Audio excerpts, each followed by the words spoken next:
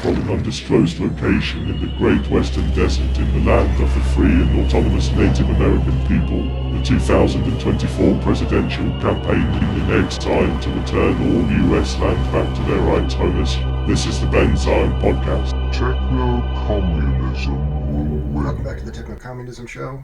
I'm going to talk about a particular breakthrough of interest and some of the kinds of people that you're forced to listen to glean this information from. Not forced to, but so I was watching David Shapiro show, who's a guy who has some insights into machine learning and advanced algorithms, quite a lot of insights.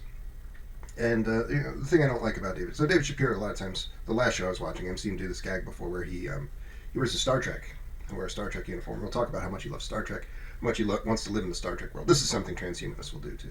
And then in literally the same breath, he'll say something like, I don't want to, in the very next minute, I'll say, I don't want you to think I'm a socialist when I'm talking about X utopian outcome or Y utopian outcome.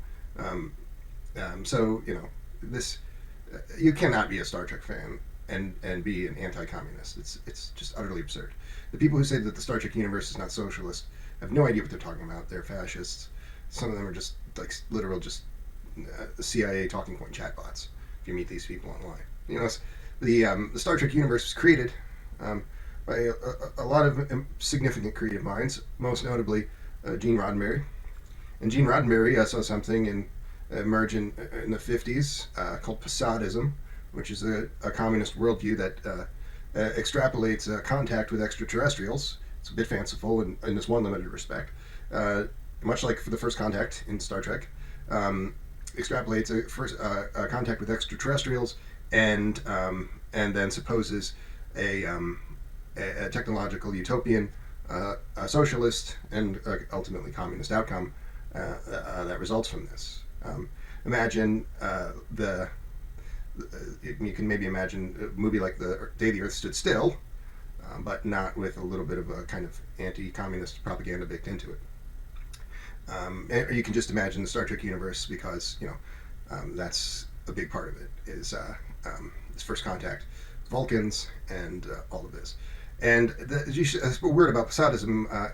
If I don't trust people that talk too much about aliens, it's just a quasi supernatural kind of discussion for the most part. And if there were alien civilizations, we have pretty powerful telescopes. You can see a lot of different parts of the galaxies. If there were alien civilizations of the sophistication that we're discussing, they would have done what we've done, which is build pretty massive structures. And in developing the system where they live, we would see that. It's possible that they become quite insular and emerging into a virtual kind of lifestyle that doesn't that doesn't take up that much space. It's also quite possible that they have no interest in us because we're fucking idiots and they're a lot smarter than us, and so they would more or less conceal their doings from us.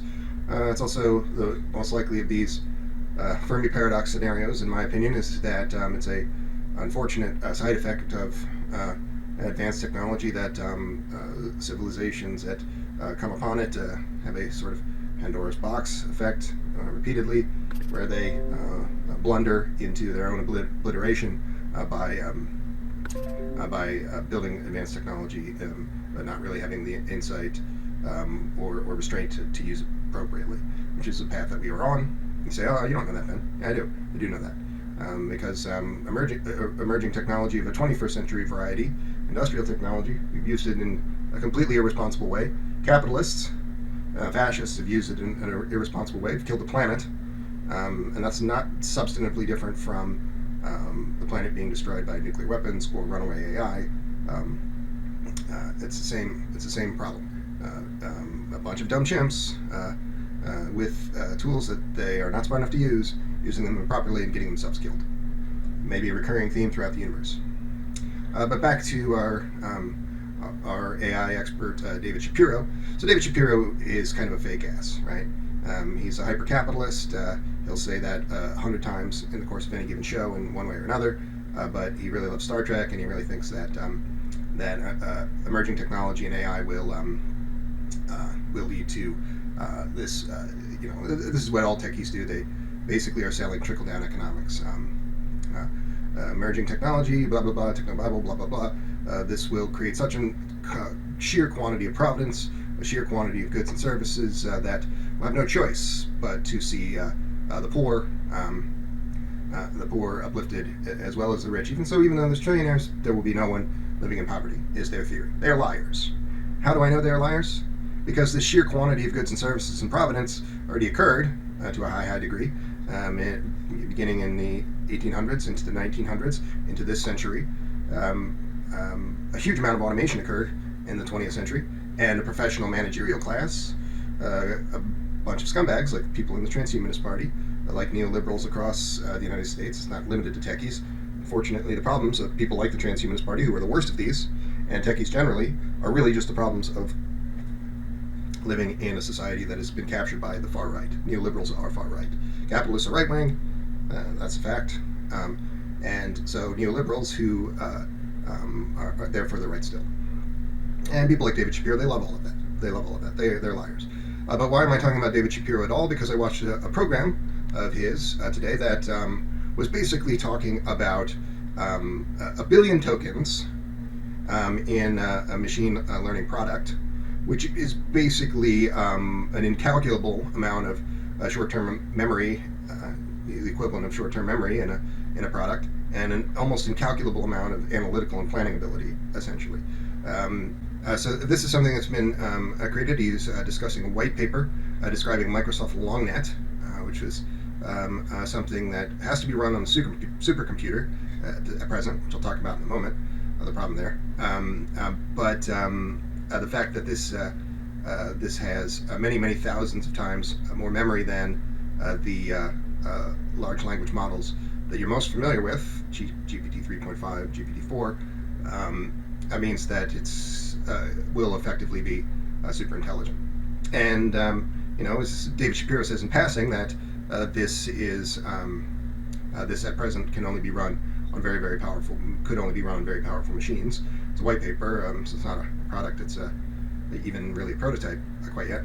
But it's verified. It's written by Microsoft, who's, they're not just joking around with stuff like this, and they have become kind of a leader again in this field because of their association with OpenAI, which I don't particularly like, but it is powerful nevertheless. But what's the problem with this only being run on a supercomputer? Well, I wrote a comic book a couple months ago, and I'm starting to work with a publisher now on this and other products like this again, so this is going to be coming out soon.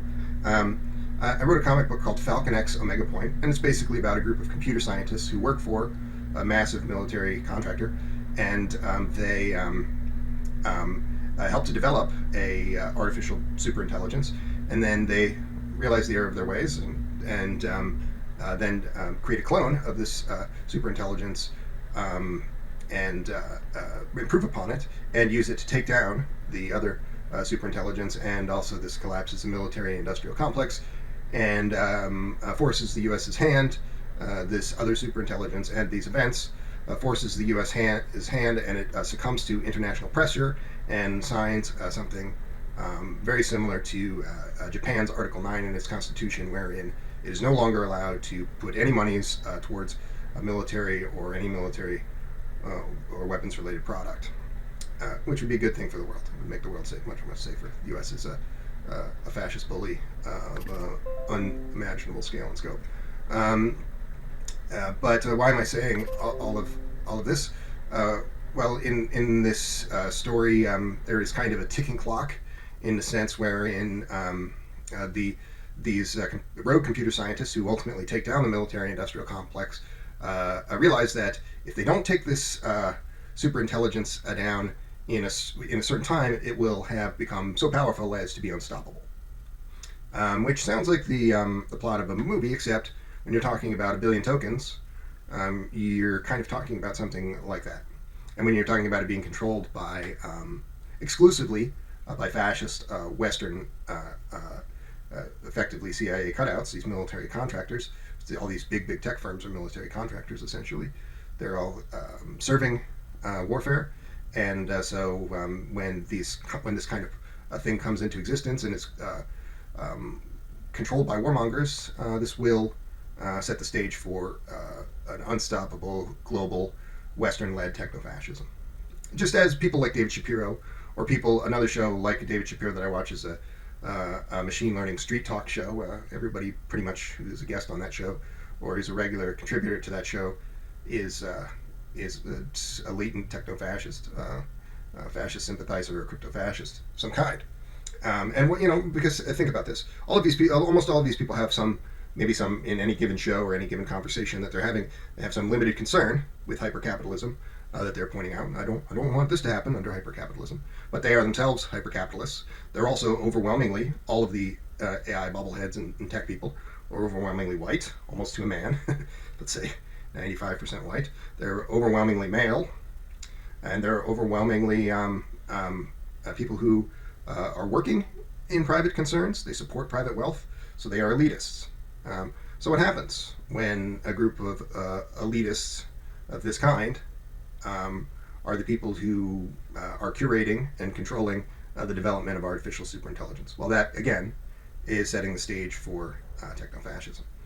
And that's the world that we live in. I got in an argument with a guy about veganism. He was a Marxist who says that he's annoyed by vegans, which is basically saying what every liberal says about Marxists and also about veganism. So just turning into a piece of shit in this one area, where he's pretty fairly meticulous in not sounding like a piece of shit. But then when it gets into this one area where he has this cultural failing, then he himself just turns into a piece of shit, like the people that he would ordinarily make fun of. And I was arguing with this guy, and he was then making fun of the material that I distribute about techno-communism, which is generally memes, posters. I don't really like the word memes. Posters and infographics that convey some point or points to do with tech accelerationism in the context of building a humane, sustainable world, most particularly a humane and sustainable economic system. You don't have a sustainable world unless you have a sustainable economic system. This is something that is lost on every liberal person of the capitalist class. And the point that I made was saying it's not problematic to talk about Marxist tech accelerationism, techno-communism, because we live in this world of runaway AI already. We're in this world.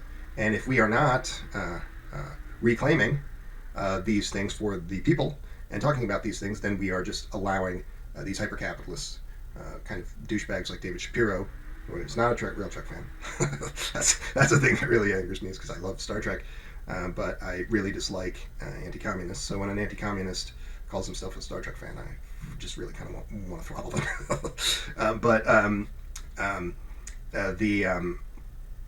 So yes, this is why you should talk about these things, and why you should share the picture that I'm going to share in this meme at the end of this video that describes the unfolding of techno-communism. You've seen it if you watched this show at all. So that's a little bit about this problem of techno-fascists, but also we should say that this 1 billion tokens, so David Shapiro is on his show often repeating something which is in the wake of the rollout of ChatGPT 3.5. So within the last 6 months particularly, he's been saying more of this kind of thing, that we'll see artificial general intelligence and effective artificial superintelligence within 1 to 3 years. And I don't entirely disagree with that. This billion tokens is his example of something, this billion token Microsoft LongNet product is his example of something that presages that, and I don't disagree with that either. But of course, this kind of thing which can run a billion token large language model is the kind of thing that could run a worldwide planned economy in all the real necessaries, running regional public health service satellites, running maintaining all the necessary regional housing authority satellites, maintaining all of the programs that we actually need. Because almost everything that you think of as being the economy, you're just talking about people kind of obsessing about someone else's money, particularly super rich people who are contributing virtually nothing to building a sustainable world, to making a better world, and yet that is the reputation that these things have. The stock market, the Dow Jones. It's not the economy. It's detracting from real development, real human development. But this is something like this billion tokens, this incredibly insightful artificial general intelligence can be running that. It can game out. It can look at the problem of the ecological system that we're looking at. And you have to say the same thing about climate change. Don't be that person who is taken in by charlatans, people like the Transhumanist Party, and others who are talking about, say, something that's almost all of these things almost immediately debunked, right? Like carbon capture technologies that they have been known to tout, or other people like this have been known to tout, are within a few months everybody realizes that that's not a viable thing. You can point to any number of other remediation efforts like this that are not going to actually have any effect. But the point of these people is not to have any effect. The point of these people is to create a narrative wherein the solution comes from private wealth and not from regulating and ultimately abolishing private wealth, a disastrous thing that's killing the planet. So that's their whole function of basically Western tech people and the Transhumanist Party just happens to be the worst of those and kind of the most obvious and silly of those. But that's a function of all of these people. Is to prop up private wealth and to create narratives, and the narratives will change constantly. And I remember in those few weeks in 2020 when I was still working with the Transhumanist Party during the coronavirus outbreak, because I left them, and largely because of disgust with their response to the coronavirus outbreak, this kind of new efforts to protect private wealth rather than protect human lives. But I remember hearing people in these circles always starting to talk about things like acquired immunity.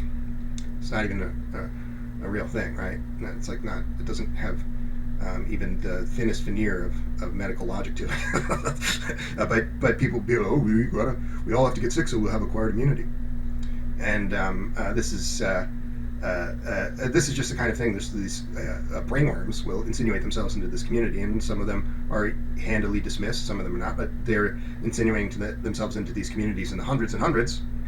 And again, when you look at this tech world and the larger world, what that amounts to is manufacturing consent for the continued supremacy of fascist power in the West. And at any given moment, you say, well, this fascist power in the West is a problem, it's killing the planet, and then they'll have one, water cooler or 5 or 10 water cooler talking points and say, well, that may be true, but consider this futurist remediation effort X, and this could fix that, and it doesn't. It never had any chance to, and it's almost immediately disregarded by serious scientists, researchers, and thinkers. But that's not the point. The point is to manufacture consent and trick groups into accepting their own demise at the hands of ecocidal fascists. And you won't find too many people that are much different from people like the leaders of the Transhumanist Party or people like David Shapiro. It's a pretty good example of a similar worldview to those people, or the people in machine learning, Street Talk, another YouTube channel that I sometimes watch for things like this, who are, they vary a little bit, but for the most part, these are the latent techno-fascists. You really shouldn't trust these people.